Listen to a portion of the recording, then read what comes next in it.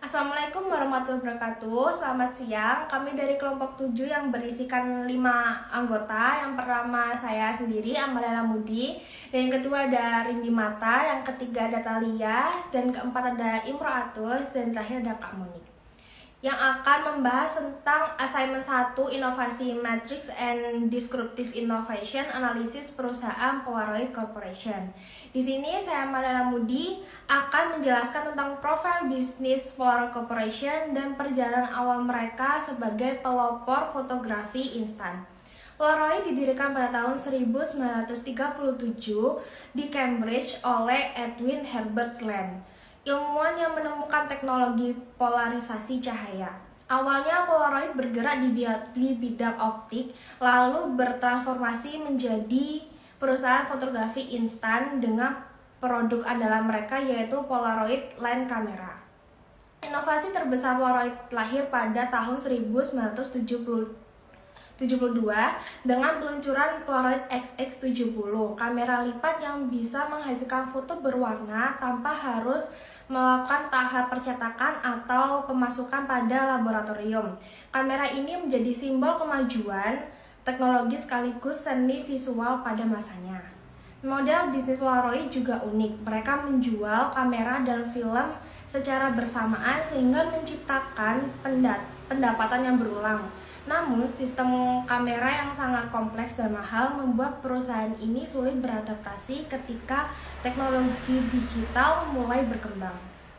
Akibatnya, Polaroid menjadi disruptif, yaitu pihak yang disrupsi oleh teknologi baru seperti kamera digital dan ponsel. Selain itu, strategi inovasi Polaroid juga terlalu tertutup. Maka mereka hanya fokus pada perkembangan internal dan enggan beradaptasi dengan tren digital yang sedang naik. Ketika era fotografi digital mulai mendominasi pada tahun 1990-an, Polaroid gagal melakukan transformasi strategis dari sistem analog menuju digital. Perusahaan ini juga terlalu bergantung pada teknologi optik kimia yaitu tadi XX70 yang bersifat tertutup dan tidak bisa dikembangkan menjadi sistem digital. Oleh karena itu, akibatnya keunggulan yang dulu jadi kekuatan Polaroid justru berubah jadi hambatan dan perusahaan akhirnya kehilangan posisi pemimpin pasarnya karena sudah dikalahkan oleh kompetitor seperti Canon dan Sony. Untuk bagian yang selanjutnya yaitu tentang perusahaan disruptor yang menggantikan posisi Polaroid. Sebelumnya saya sendiri Rindi Marta Alkurni yang akan menjelaskan bagian itu. Jadi perusahaan disruptor yang menggantikan posisi Polaroid itu ada Sony Corporation dan juga Canon. Jadi kedua perusahaan ini tuh mulai mengembangkan teknologi fotografi digital sejak awal tahun 1980-an. Kemudian produk seperti Sony Mavica pada tahun 1981 ini menjadi titik balik besar karena untuk pertama kalinya foto bisa diambil tanpa menggunakan film fisik. Jadi si Sony ini punya kelebihan yang dimana dia tuh nggak perlu pakai kertas kayak Polaroid, jadi bisa simpen gambar di kameranya langsung melalui memori seperti itu. Kemudian sementara itu Canon juga berhasil mengembangkan sistem kamera EOS digital yang menggabungkan teknologi optik dan digital imaging dalam satu ekosistem. Jadi strategi Sony dan juga Canon itu berfokus pada application driven R&D dan juga networked innovation, yaitu riset yang berorientasi pada kebutuhan pasar dan juga dilakukan melalui kolaborasi dengan berbagai pihak seperti pemasok semikonduktor, kemudian lembaga riset dan juga divisi manufaktur internal. Kemudian struktur organisasi mereka juga jauh lebih fleksibel dibanding Polaroid yang kesannya hierarkis dan juga tertutup, sehingga mereka bisa berinovasi lebih cepat. Kemudian keunggulan utama para disruptor ini itu bukan cuma teknologinya aja, tapi juga perubahan nilai bagi konsumen. Kemudian juga mereka mengubah fotografi dari proses mekanis yang rumit menjadi aktivitas digital yang cepat, praktis, dan bisa langsung dibagikan. Jadi kalau Polaroid itu kita kan harus nunggu dulu kayak berapa menit, atau bahkan ada juga yang katanya tuh waktu kita riset itu lama juga nunggunya, kayak hampir 1 hari gitu baru gambarnya muncul. Tapi si Sony sama Canon ini punya dia tuh mengklaim kalau pakai Sony sama Canon tuh bisa loh, kamu lihat gambarnya langsung kayak gitu. Kemudian jadi mereka juga mengklaim kayak konsumen tuh tidak hanya bisa melihat hasil foto secara instan, tapi juga bisa mengedit dan menyimpannya dengan mudah seperti itu. Kemudian juga tokoh seperti Akio Morita dan Sony dan Goro Yoshida dari Canon berperan penting dalam mendorong integrasi antara teknologi optik, elektronik, dan juga digital. Melalui inovasi lintas disiplin ini, Sony dan juga Canon bukan hanya menguasai pasar baru, tapi juga merevolusi cara manusia berinteraksi dengan gambar dan teknologi visual. Nah, jadi perusahaan yang berhasil menjadi disruptor bagi Polaroid itu adalah Sony Corporation dan juga Canon INC. Terima kasih. Halo teman-teman, perkenalkan nama saya Monica Berlian. Kita semua pasti udah tahu bagaimana kesuksesan Polaroid pada masanya. Polaroid mereka adalah pelopor kamera instan dengan sistem yang sangat canggih pada masanya, tapi disitulah letak dari tantangannya. Nah, sekarang giliran saya, kita akan lihat bersama siapa sih yang membuat Polaroid tergantikan dan bagaimana strategi yang mereka gunakan. Jawabannya ada 2 nama besar, yaitu Sony dan Canon melalui inovasi disruptif. Kita akan bahas 3 kunci utama yang menjadi pilar sesuai kerangka Christensen. Yang pertama adalah enabling technology, kemudian inovatif business model, dan yang ketiga adalah coherent value network. Mari kita bahas satu-satu.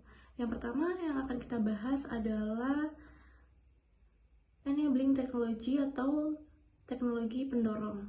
Polaroid punya cara kerja yang unik, jadi sistemnya itu masih menggunakan kimia pakai film. Kita harus beli terus filmnya biar bisa digunakan. Pasti yang pernah menggunakan itu nggak asing sama bagaimana cara kerja Polaroid ini. Prosesnya kan rumit dan biasanya biayanya juga tinggi. Sony dan Canon kemudian hadir sebagai perusahaan yang memproduksi kamera dengan teknologi mereka yang revolusioner dengan menggunakan sensor digital CCD. Inilah enabling teknologi yang mengubah segalanya. Karena sensor ini, foto bisa diambil dan disimpan tanpa kertas film seperti Polaroid. Jadi foto bisa dilihat, diedit, dan bahkan dibagikan secara instan. Seperti kata Christensen, enabling teknologi biasanya datang dengan cara yang efektif dan pastinya lebih mudah bagi kita semua. Coba kita perhatikan, kamera digital itu menggabungkan optik, elektronik, dan software. Hal ini membuat semuanya jadi terpadu. Polaroid dengan sistemnya yang kaku otomatis tertinggal dan tidak bisa beradaptasi dengan inovasi yang semakin cepat ini. Kemudian yang kedua, mereka mengubah total cara mereka mendapatkan pemasukan. Inilah pilar dari inovatif bisnis model.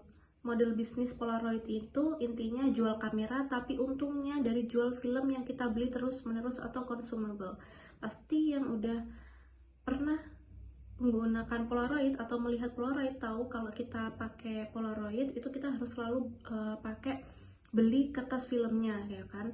Kalau misal nggak ada kertas filmnya, ya otomatis kameranya nggak akan bisa dipakai atau digunakan. Jadi kita harus beli kertas filmnya terus-terusan. Nah, Sony dan Canon ini berbeda. Mereka menciptakan ekosistem digital yang baru. Keuntungan mereka datang dari jual kameranya, layanan penyimpanan, software editing, sampai aksesoris seperti memory card dan printer. Inilah inovatif bisnis model mereka. Strategi ini sangat pintar karena mereka mengincar orang-orang yang selama ini nggak pernah membeli Polaroid atau non-konsumen.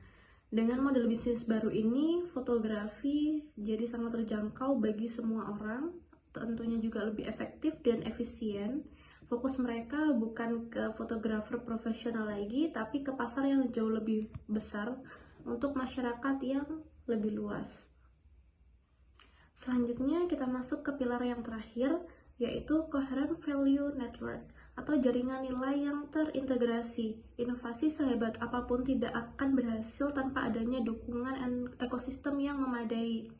Sony dan Canon ini sangat strategis. Mereka membangun jaringan kerja yang terbuka dan global. Mereka bekerja sama dengan pemasok chip, produsen lensa, distributor, sampai ke toko-toko elektronik di seluruh dunia. Inilah Coherent Value Network. Jadi saling berkesinambungan. Menurut Cresbro, di jaringan ini semua pihak yang terlibat mendapatkan keuntungan dari inovasi baru, karena ini menciptakan siklus inovasi yang baru, yang saling menguatkan, saling mendukung, karena siklusnya itu kayak nggak putus gitu. Polaroid ini kebalikannya, jadi sistemnya mereka produksi itu terlalu tertutup dan tidak mau berkolaborasi dengan pihak luar, atau mereka ini nggak mau open innovation ya. Kalau kita lihat dari materi yang kita pelajarin sebelumnya tentang open innovation, nah Polaroid ini nggak mau, sehingga mereka lambat dalam beradaptasi. Akibatnya mereka gagal mengikuti arus inovasi yang bergerak sangat cepat tentunya. Dengan jaringan yang terbuka dan adaptif, Sony dan Canon ini bisa menekan biaya, kemudian mempercepat riset, dan selalu peka terhadap selera konsumen yang otomatis. Mereka juga bisa ngikutin pergerakan inovasi yang cepat itu tadi. Jadi kita bisa simpulkan dari semua yang dari ketiga pilar itu, bisa kita simpulkan keberhasilan Sony dan Canon menggantikan Polaroid adalah hasil sinergi sempurna dari ketiga pilar utama, yaitu enabling technology atau teknologi pendorong, inovatif business model, dan coherent value network atau kolaborasi global yang saling terintegrasi.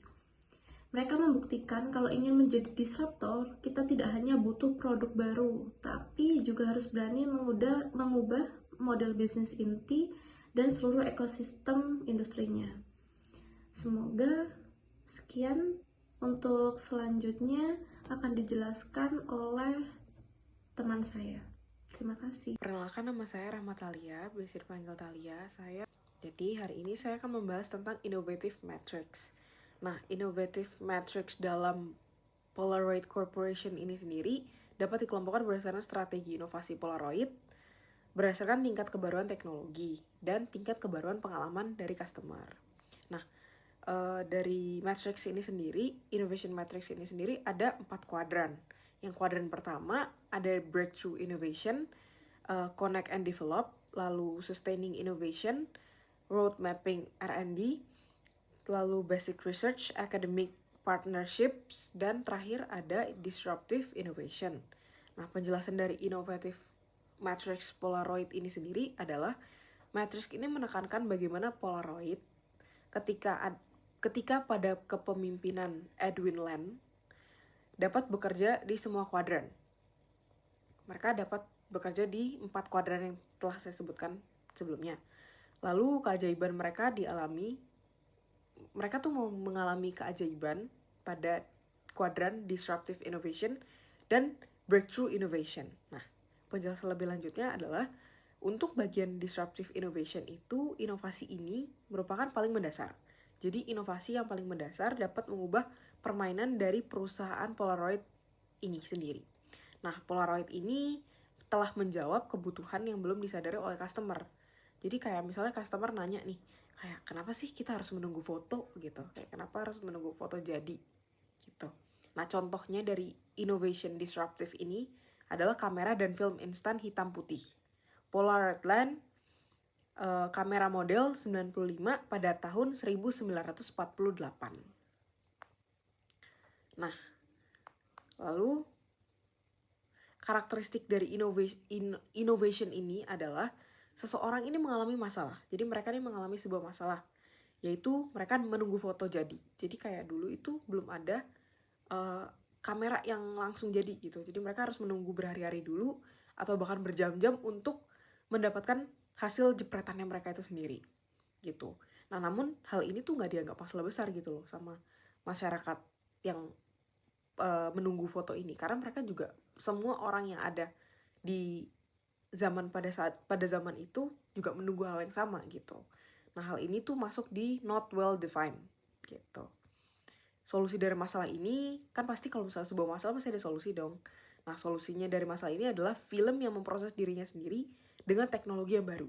Jadi kayak mereka ini menggabungkan bahan kimia atau ya bahan kimia dan mekanika yang ekstrem. Jadi kayak ini tuh termasuk not well defined juga gitu. Tapi solusi inilah itu yang bisa mendobrak pasar gitu, kayak wah ini boleh nih kamera ini dijadikan sebagai kamera instan gitu.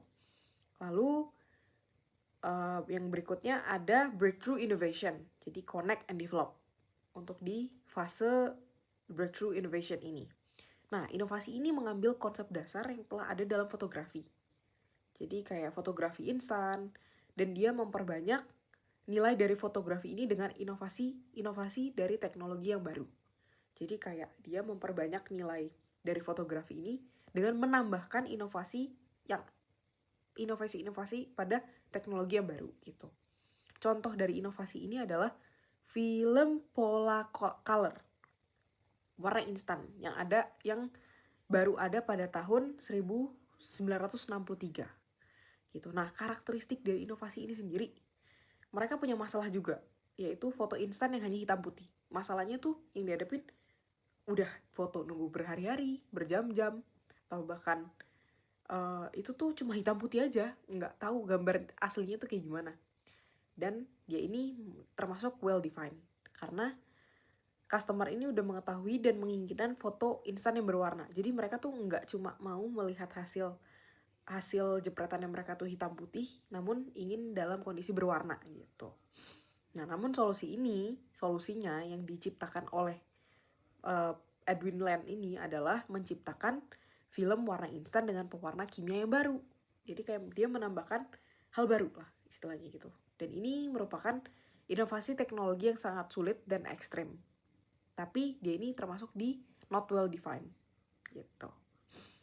Lalu yang berikutnya ada di basic research. Nah, basic research ini academic partnership. Jadi dalam kuadran basic research ini mewakili fondasi teknis awal dalam perusahaan di luar fotografi instan gitu. Nah, contoh dari inovasi ini adalah lensa polarisasi dan produk optik.